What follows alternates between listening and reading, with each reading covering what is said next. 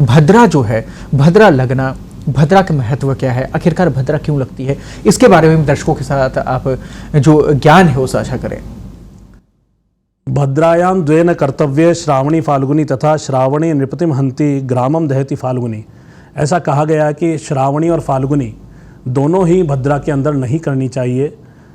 श्रावणी राजा को कष्ट देती है और फाल्गुनी करने पर गांव में अग्नि भय हो जाता है, ऐसा कहा गया है।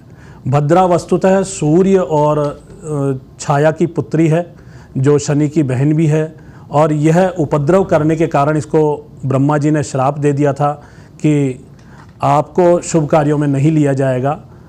तब भद्रा ने प्रार्थना करी, तब इनको एक तिथि के आधे भाग में, जिसको कि हम करण भी बोलते हैं, उसमें स्थान दे दिया गया और वह पूर्णिमा के दिन जो विष्टिकरण आता है उसी को हम भद्रा के नाम से जानते हैं। यह तिथियों के अंदर आधे आधे भाग में आते हैं। प्रत्येक पूर्णिमा पे ही विष्टिकरण अपने आप ही आ जाता है। 7 करण होते हैं, इसके अलावा 4 और करण होते हैं जो कृष्णा, चतुर्दशी, अमावस्या और शुक्ल प्रतिपदा पे रहते हैं। इसके अलावा 7 करण जो हैं ये चर संज्ञक एक दूसरे में बदलते हुए चलते हैं, जिसमें पूर्णिमा पे विष्टि यानी कि भद्रा आती ही आती है। तो इस भद्रा को हमें छोड़ करके और फिर हमें होलिका दहन करना चाहिए, ऐसा कहा गया है शास्त्रों में। यह शुभ नहीं मानी गई।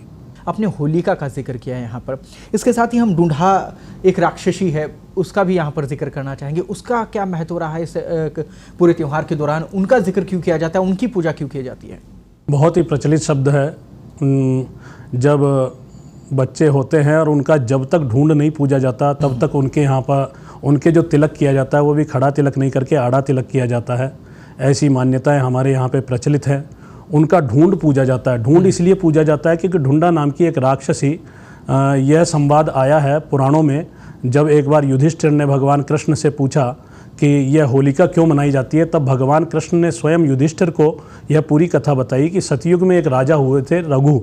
उनके राज्य में जब बच्चों को एक राक्षसी परेशान करती थी, तब उस राक्षसी को शांत करने के लिए प्रजा ने राजा रघु के पास जाकर के निवेदन किया। तो राजा रघु को पुरोहित ने बताया कि यह माली नाम के राक्षस की पुत्री है और इसने शिवजी से वरदान प्राप्त किया है और यह किसी भी प्रकार से नहीं मर सकती। शिवजी ने इसको वरदान तो दे दिया, लेकिन यह कहा था कि केवल उन्मत्त बालकों से इसको भय रहेगा। तो आप सब ऐसा करो कि एक जगह एकत्रित होकर के वहाँ पे अग्नि प्रज्वलित करके और छोटे छोटे बच्चों को ढूंढ करके बाहर निकाल करके उनसे क्रीड़ा, आमोद प्रमोद, कुछ लकड़ी के हथियार लेकर के उनसे खेलना, कूदना, गाना बजाना और उनको गुड़ के पकवान आदि बांटना। इससे ढूंढा राक्षसी शांत हो जाएगी और वह मर जाएगी, वह नष्ट हो जाएगी। इस प्रकार का वरदान दिया था। तब से यह उत्सव मनाया जाने लगा। तब से यह ढूंढा का पूजन वहाँ पर होता है और ढूंढा का पूजन करके और फिर यह होलिका का त्यौहार मनाया जाता है। एक और महत्वपूर्ण सवाल मैं आपसे चाहूँगा, उसका जवाब भी आप दें कि होली का जो दहन है उसका मुहूर्त और समय एक बार वापस से आप दर्शकों को बताएं, ताकि उनके लिए बेहद महत्वपूर्ण सवाल है। जी, पूर्णिमा में ही होली होनी चाहिए। होलिका दहन पूर्णिमा में ही होना चाहिए। इस संवत 2080 में रविवार दिनांक 24 मार्च को चतुर्दशी तो सुबह 9:55 तक ही रहेगी। उसके बाद में सायंकाल प्रदोष काल के समय भी पूर्णिमा रहेगी, सुबह 9:55 से ही पूर्णिमा आ जाने के कारण। लेकिन पूर्णिमा में भद्रा रहेगी रात को 11:13 तक। उसके बाद हमारे को होलिका दहन करना श्रेष्ठ रहेगा, जो कि 12:30 तक है। उसके बाद में निशीत काल आ जाएगा और 24 मार्च को ही प्रातः सुबह 7:24 तक रवि योग भी बन रहा है, सर्वार्थ सिद्धि योग भी बन रहा है।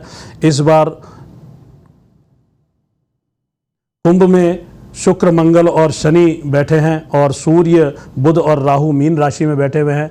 तो यह सभी के लिए शुभ रहेगा। जिस प्रकार से हमारा होलिका दहन का कार्यक्रम रहता है, उस प्रकार आप उसका प्रणाम वंदन करके और होलिका दहन के बाद में दूसरे दिन धुलंडी का त्यौहार बड़े ही हर्ष उत्साह से मनाएं। सभी को शुभकामनाएं होलिका महोत्सव की।